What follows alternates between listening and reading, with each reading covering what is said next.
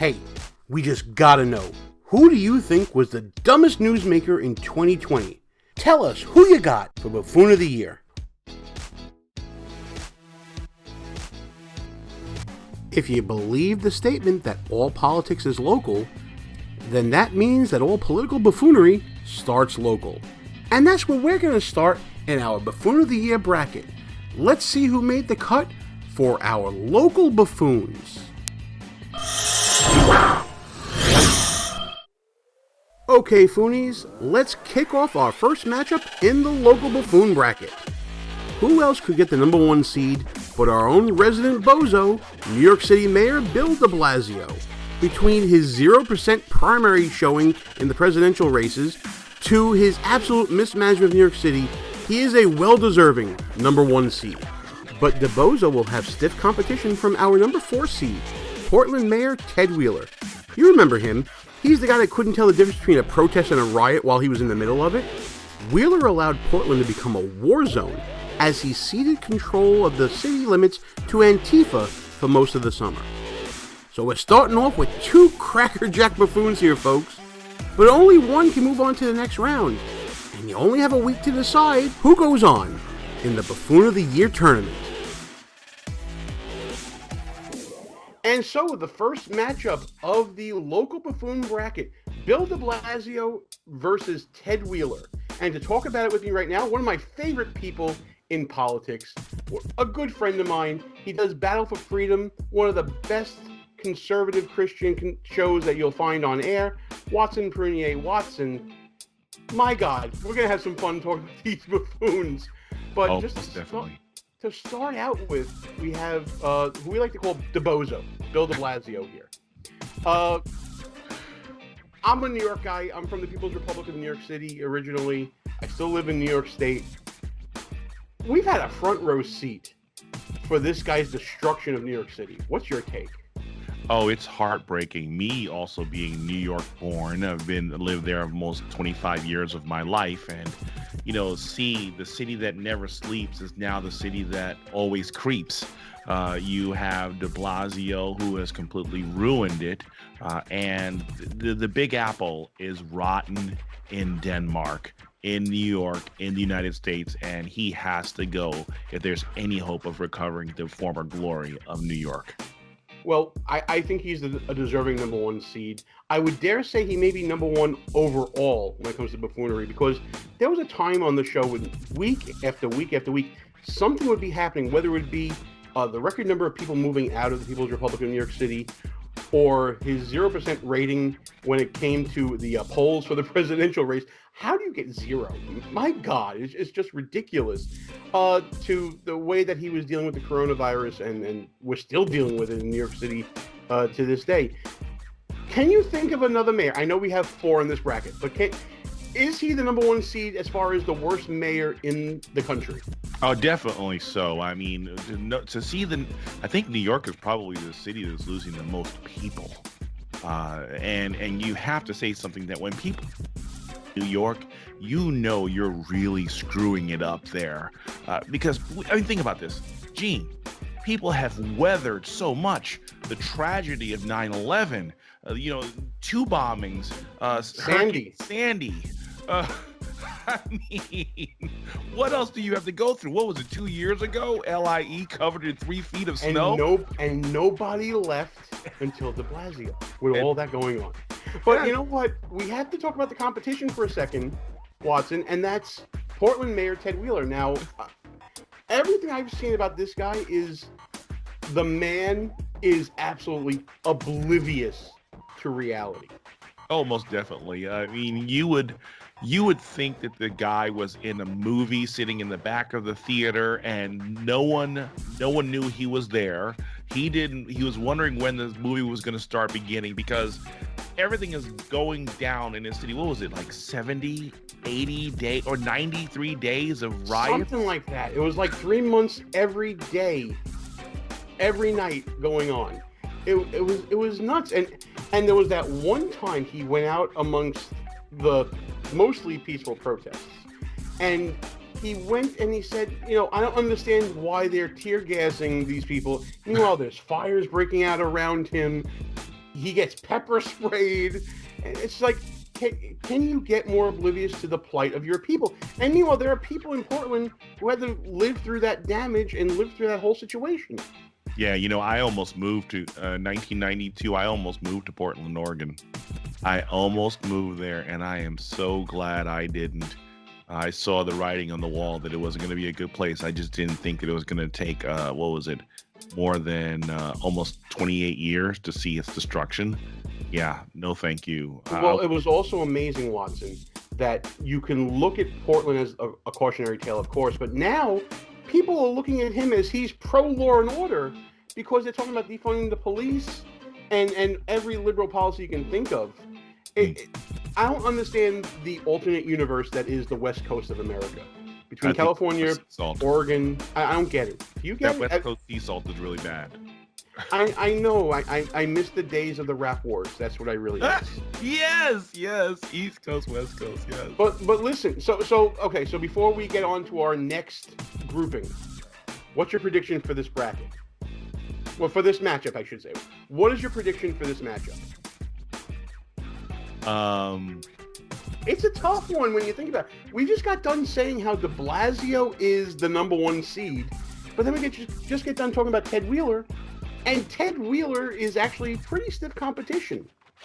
He is. The problem that you're going to run into here is Portland, while it's devastating for 3 months of riots and things like that, most people don't even recognize Portland if you didn't have the Trailblazers. Apart from that, what's Portland? Who's Portland? But everyone knows the Big Apple. Every person I know, even here in the country, out here in the Midwest, who can't stand big cities, they're like, I want to go to New York. I want to go visit New York. And it's like, I'm like, don't go. Stay far, far away. Unless you're ready to wear leather like Snake Clipskin. Get out of there. Escape from New York, great movie. So I guess you're going with de Blasio on this. I'll go with de Blasio. I'm going to put my patch and leather on. I tend to agree, but I just think that Wheeler will give him more of a fight. And like you said, no one knows about Portland, but everyone knew about Portland because of what Ted Wheeler was doing. That's true. I think it's a pretty stiff matchup. But there's another matchup coming up, Watson, and it's our number 2 and number 3 seed in the local bracket. And let's reveal who they are right now.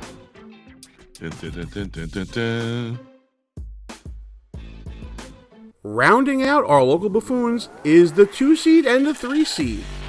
Between her coronavirus shenanigans and her hypocrisy dealing with peaceful protests, Chicago Mayor Lori Lightfoot makes for a formidable 2 seed. But if there's anyone who did worse with protests, it's gotta be Seattle Mayor Jenny Durkin.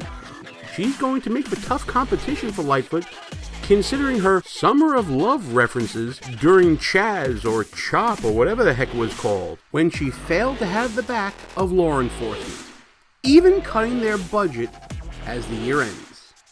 Any way you slice it, this battle of the lady mayors is sure to keep our Foonies debating between them for a very long time, but they only have a week to figure out who they got.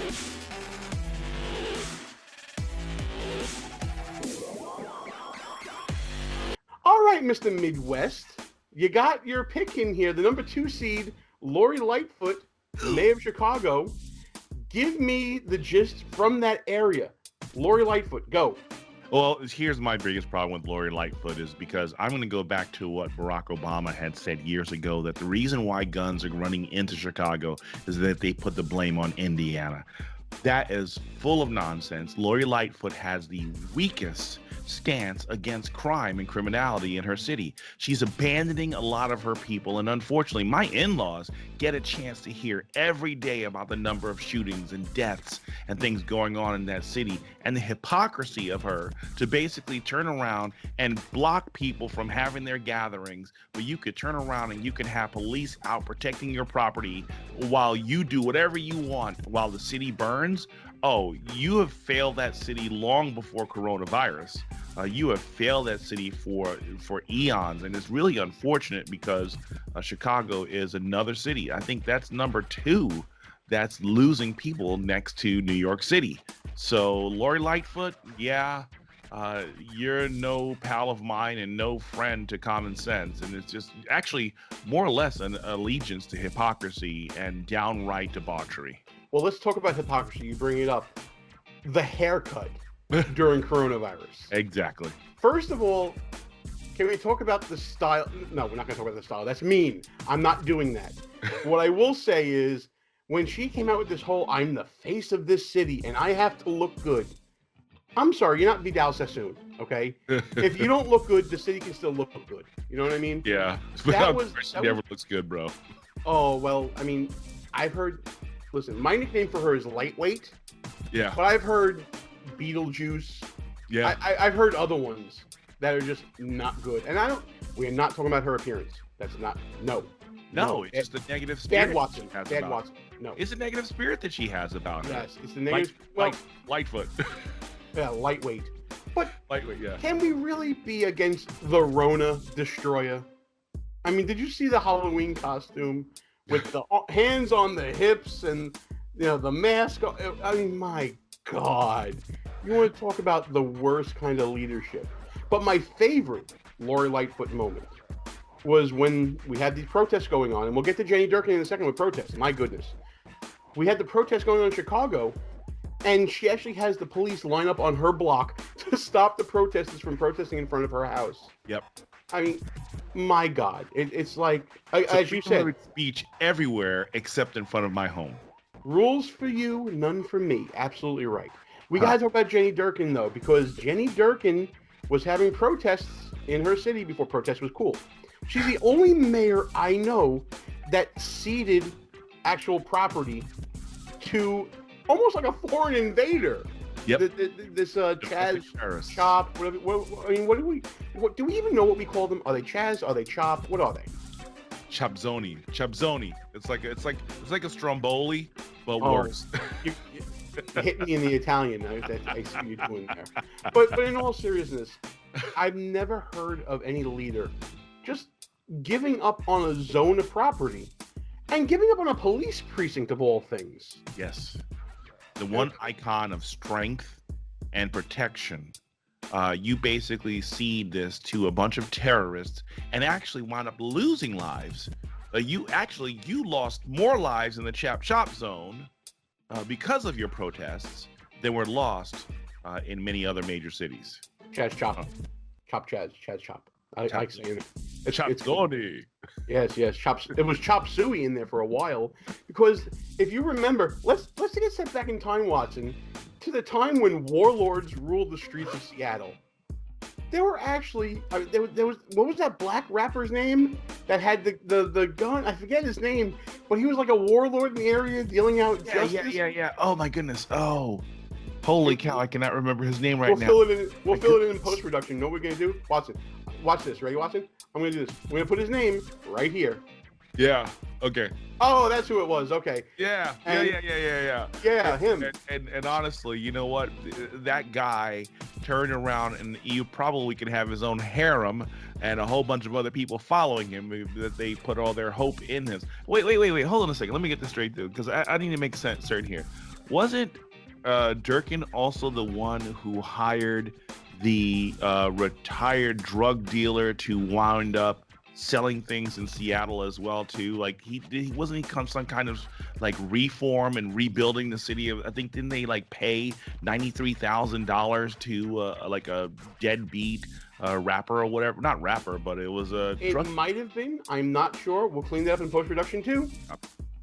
But one thing I do remember about Seattle is I believe they also did the training or the retraining, I should say, of municipal workers to be more, I guess, sensitive to racial issues. And it ended up being leaked about what was actually being discussed. Yeah. That was another funny moment. But this is all part of the summer of love, Watson. This is all, a beautiful thing. Of course, people getting shot, police stations being destroyed, going against your own police commissioner in devising the way to handle this. I'm at a loss. You know what? Tell me who wins. Just tell me who wins. Is it Lightweight or is it Durkin? I'm gonna have to. It's another tough one. See, folks, before Watson, while Watson's thinking, I'm gonna vamp for him. every matchup in Buffoon of the Year is this darn tough.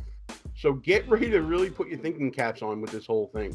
And you know, Watson, I think I've given you enough time. If you had to pick a winner between these two winners, who would it be? I'm going Durkin. I'm going Really? Durkin on this one. Yeah. You're the You know, best initially guy. I was thinking Lightfoot. Because of the close proximity and everything like that. But you know what? I want to go coast to coast on this one here. I'm going coast to coast on this one here. You know what? I'm going Lightfoot. The coronavirus costume, the Rona Destroyer costume alone, for me. That's it. She is the face of this city. And she needs her hair done. Gosh darn it. All right, so you gave me one of the toughest lineups ever because these, honestly, when you thought that 2020 wasn't a year of failure, you picked 4 candidates who have been the biggest failures. Biden could have 10 more gaffes about black people and it still would not amount to the level of failure that we have from those 4 candidates that you put in this running here. Well, and let's put a bow on it. If we see a winner coming out of this bracket, going into the final 4, between these 4 buttes, who you got? Because right now, if I was listening correctly, you have a De Blasio Durkin semifinal. I gotta go De Blasio all the way. I have to go De Blasio. He's going to be my number one ticket on this one because here's the crazy part about it. He's not finished yet. Why you got to say it like that? Why you got to say it like that? You know what? Just to be different, I'm going Lightfoot. Again, I agree that Bill De Blasio is a buffoon, the magnitude of which we rarely see. However, Lori Lightfoot's numerous gaffes, I think, are more impactful on buffoonery. We can say that De Blasio leads from behind. He's stupid. He's not doing the right thing for New York City. New York City's going down the tubes. I think reasonable people can disagree on policy. I don't think anyone can disagree with the magnitude of the buffoonery of the Rona Destroyer. That's just me. Listen, Watson, thanks so much for doing this. You got to say it this way. The Rona Destroyer. Wait, hang on. The Rona Destroyer. Exactly, right there. You go. All right, Watson, tell everybody about Battle for Freedom, where they can find you on socials, your website, the show. It's a great show, by the way, folks. If you're not watching this show, watch Watson. He does a great job. Tell them where they can find you and listen to you, pal. Monday through Friday, I'm on Mojo 5 Radio. Catch me 7 a.m. Eastern Standard Time. My website, battle4freedom.com. If you basically go there, you can click the links and it can take you through everything to let you know exactly where I am. My YouTube links, all the social links available so that you can follow me. And also, just always happy to share anything from Buffoon of the Week. And it looks like we're coming down to the finals of Buffoon of the Year. And yes, and very interesting. And Watson contributes to the website as well. If you don't remember the website, you'll find the Battle for Freedom ads on our site. Just click on them, take you right to the website, battle4freedom.com. And if you want to listen on mojo50.com, it's a great internet radio station. And I'm sure you can also catch the archives on battle4freedom.com. Yep. Watson, thanks so much for doing this, man. I had a blast with you. We'll be back with the next bracket, folks. It's going to be the media buffoons. Oh, wow. You thought this was a bad pick, Watson? Wait till you check out the buffoons from mainstream media. We'll be back in a second, folks. Okay. Okay, Foonies, we told you about a contest we're going to be running, and here's the deal. We set up a full bracket at bracketfights.com. Go there, fill it out, share it with us, and you'll be in the running for a prize pack from Less Government, More Fun. It's literally that simple. How to share it with us? Well, you can send it to us on any of our social media, whether it be Facebook, Twitter, Parler. You see it scrolling by on the screen. Find us there, share it with us, and you'll be in the running for a prize pack from Less Government, More Fun. And now it's time to vote. Head on over to buffoonoftheweek.com and cast your ballots. Also, leave a comment below this video and tell us who you got. And don't forget to fill out those bracket fight brackets and send them to us. And then come back next week to see the results. where we'll have a whole lot of nominees to talk about, but only one's going to be Buffoon of the Year.